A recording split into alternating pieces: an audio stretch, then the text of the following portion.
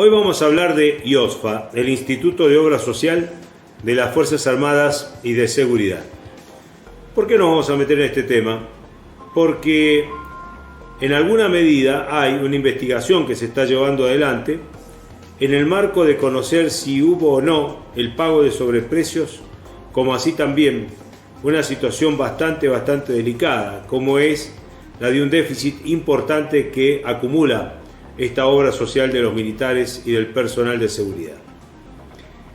Y me refiero a esto porque hace unos días nada más, en una publicación que se hizo a nivel nacional, más precisamente en una publicación que se llama El Estratégico, daban cuenta de que esta obra social, cuando asumió el gobierno de Javier Milei, estaba equilibrada en sus cuentas.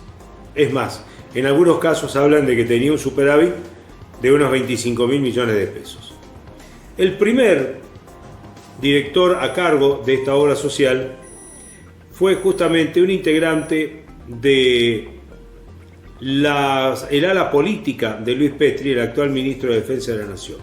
Cuando Petri llega al gobierno, designa a Oscar Sagaz, un hombre que había sido funcionario del gobierno de Cornejo en Mendoza, que pasó también por el gobierno de Rodolfo Suárez, pero que luego, cuando se produce un enfrentamiento interno entre Cornejo y Petri, lo que hace Sagaz es acompañar a Petri como candidato o precandidato a la gobernación y disputarle la interna al actual gobernador de Mendoza. Esto evidentemente le valió a Sagaz, como resultado de aquella situación, como una especie de premio o bien algún tipo de reconocimiento por parte de Petri, que cuando le ofrecen el Ministerio de Defensa lleva a este médico a ocupar el cargo de presidente de la obra social de IOSFA. Cuando Sagaz llega, dice esta publicación, las cuentas estaban equilibradas. Pero sin embargo, en el camino de este funcionario, la deuda se incrementa de manera considerable, es decir, empieza a tomar deuda el instituto y se va incrementando mensualmente. A punto tal que llega un momento en que se hablaba de 90.000 millones de pesos de deuda durante la gestión de Sagaz, más otros 7.000 millones que estaban directamente ligados también al gasto que tenía la administración de IOSFA, de acuerdo a lo que dice esta publicación, durante esta gestión de Luis Petri como ministro de Defensa, por la cantidad de asesores y personas de convenios extra que se estaban firmando para llevar adelante esta actividad. Unas 30 personas aproximadamente, que cobraban sueldos de entre 3 y 4 millones de pesos. Pero todo esto se va dando en el marco de una situación bastante irregular.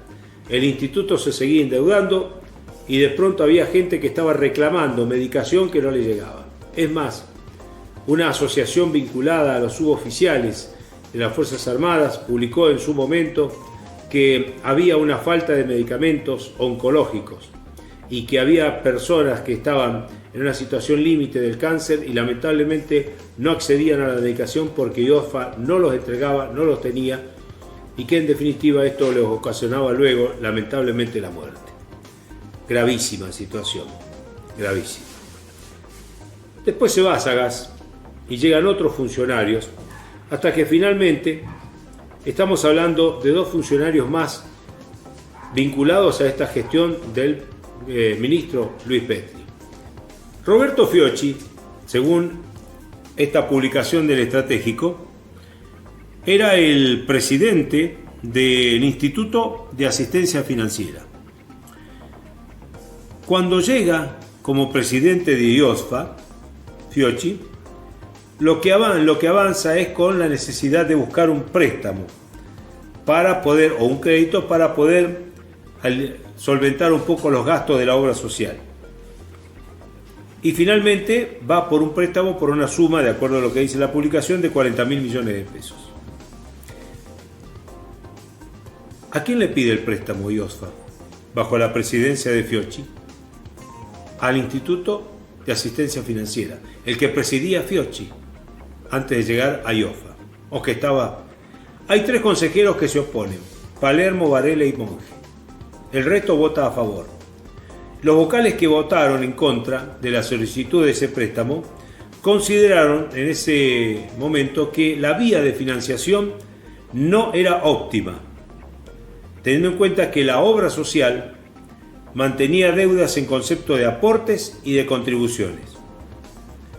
De hecho, hay un general de brigada retirado, Daniel Varela, que justamente fue uno de los que se opuso, recalcaba que oportunamente había solicitado a la presidencia del directorio la presentación de un plan de contingencia para frenar el déficit mensual que se acrecentaba día a día, y no hubo ningún tipo de presentación. El objetivo de los 40.000 millones supuestamente era para realizar mejoras en el sistema informático, cuando IOSFA tenía serios problemas para poder cumplir con los afiliados. Roberto Fiocchi, al igual que Sagaz, se van de la obra social, renuncian a la conducción del instituto.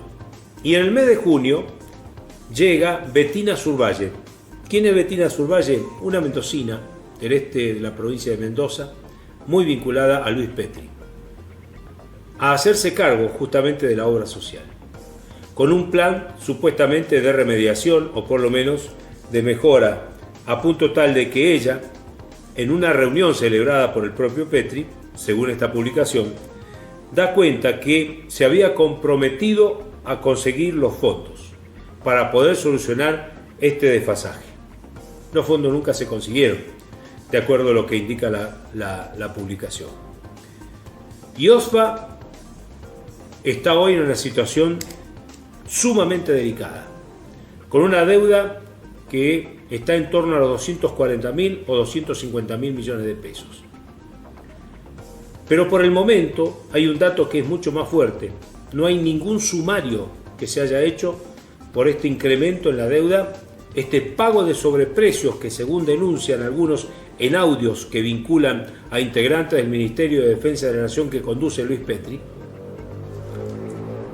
donde se habla de pago de sobreprecios a la suizo-argentina, la droguería que hoy está en medio del escándalo por el tema Andis y que vincularía a la secretaria general de la presidencia, Karina Milei, a uno de los asesores, Lule Menem, y también a Martín Menem, presidente de la Cámara de Diputados de la Nación.